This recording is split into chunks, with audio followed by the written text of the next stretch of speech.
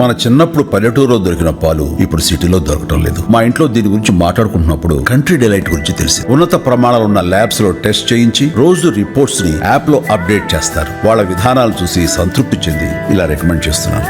ఇప్పుడే country delight app ని download చేసుకోండి. Download the country delight app now. Parvesh Varma CM అభ్యర్థిగా ఉండబోతున్నట్టుగా తెలుస్తోంది సార్. ఆయనకు ఉన్నటువంటి లాయల్టీ కావచ్చు, ఇప్పుడు అతను ఇప్పుడు కేజ్రీవాల్ మీద పోటీ చేయించడం కావచ్చు, చూద్దాం. అది ఎప్పటికిప్పుడు మనకు కామెంట్ ఇప్పటికిప్పుడు మనకు కామెంట్ చేసే అంశం కాదు. Let's wait. సో ఇప్పుడు ఫ్యూచర్ అంటే ఒకవేళ ఆప్ ఓడిపోతే సార్, ఆప్ పరిస్థితి, పార్టీ పరిస్థితి ఎట్లా ఉండబోతోంది? అటు వేరే రాష్ట్రాల్లో కూడా ఒకవేళ ఆ వేళ ఈ వేళ ఉండదు మిత్రమా. ఏ రాజకీయ పార్టీకి శాశ్వత మరణం ఉండదు, శాశ్వత జనం ఉండదు. పార్టీలు పుడుతుంటాయి, పార్టీలు పెరుగుతుంటాయి, పడిపోతుంటాయి. సో అందువల్ల it's part of the politics. ఇప్పుడు నాకు అర్థమైంది మీ ప్రశ్న. కేజ్రీవాల్ ఢిల్లీ వదిలి దేశమంతా తిరిగితే ఢిల్లీ పోయాడని, ఇది కూడా ఒక ఆపర్చునిటీ కదా. ఇప్పుడు కేజ్రీవాల్ ఇప్పుడు ఢిల్లీ ముఖ్యమంత్రిగా ఉంటే ఆయనకు ఛాలెంజ్, ఎక్కడికి వెళ్ళలేడు. ఇప్పుడు హాయిగా బీజేపీ ఆయనను ఓడించి ఢిల్లీలో కాకుండా దేశమంతా తిరిగి మోడీకి వ్యతిరేకంగా పెద్ద క్యాంపెయిన్ నడపడానికి అవకాశం ఇచ్చింది. తెలివైన వాడు ఎవరైనా క్రైసిస్ను ఆపర్చునిటీగా మార్చుకుంటాడు, మీరు వీక్నెస్ను స్ట్రెంగ్త్గా మార్చుకుంటాడు, థ్రెట్ను ఆపర్చునిటీగా మార్చుకుంటాడు. మేనేజ్మెంట్లో స్వాట్ అనాలిసిస్ అంటారు, స్ట్రెంగ్త్, వీక్నెసెస్, ఆపర్చునిటీ, థ్రెట్స్. బహుశా కేజ్రీవాల్ కూడా చేయొచ్చేమో.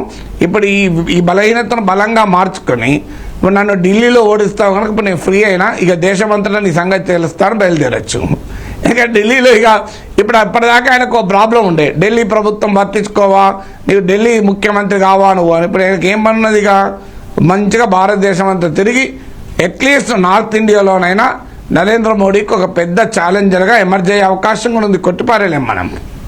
చదువుతోనే సమాజంలో మార్పు సాధ్యమని నమ్మిన వ్యక్తి, మారుమూల గ్రామంలో పుట్టి వేలాది మందిని మేధావులుగా తీర్చిదిద్దిన విద్యావేత్త, మనలో ఒక్కడు మల్క కొమురయ్యకు టీచర్స్ ఎమ్మెల్సీ ఎన్నికల్లో మొదటి ప్రాధాన్యతగా ఓటేద్దాం, గెలిపిద్దాం.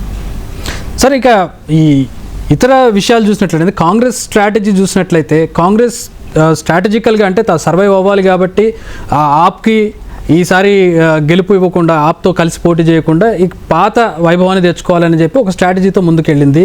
ఇప్పుడు ఆ ఫలితం కూడా అంటే ఈ రోజు కూడా మనకి జీరోనే కనపడుతుంది. గత ఎన్నికల ఫలితాలు మళ్ళీ రిపీట్ అవుతున్నాయి.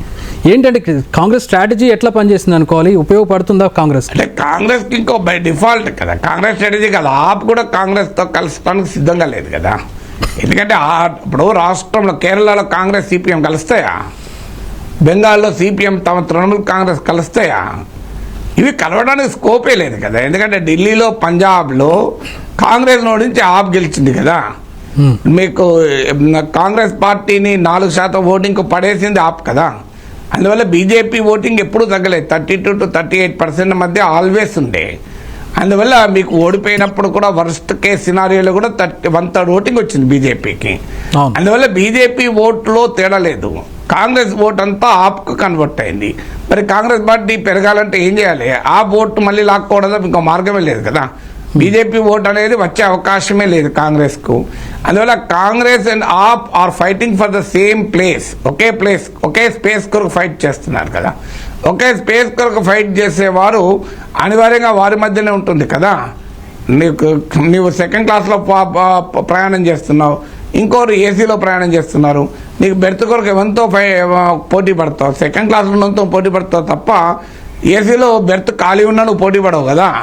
ఆడ 10 బెర్తులు ఖాళీ ఉన్నాయి పక్కన ఏసీ బోగీలు, అయినా నువ్వు దాని కొరకు పోటీ పడవు, ప్రయత్నించావు కదా. ఇక్కడే ప్రయత్నిస్తావు, ఎందుకంటే నీ టికెట్ సెకండ్ క్లాస్ టికెట్ కదా. అందువల్ల కాంగ్రెస్ పార్టీకి ఉన్న స్పేస్ అది, ఆ స్పేస్లోనే వాళ్ళు ఫైట్ చేయాలి, ఇంకో మార్గం లేదు కదా.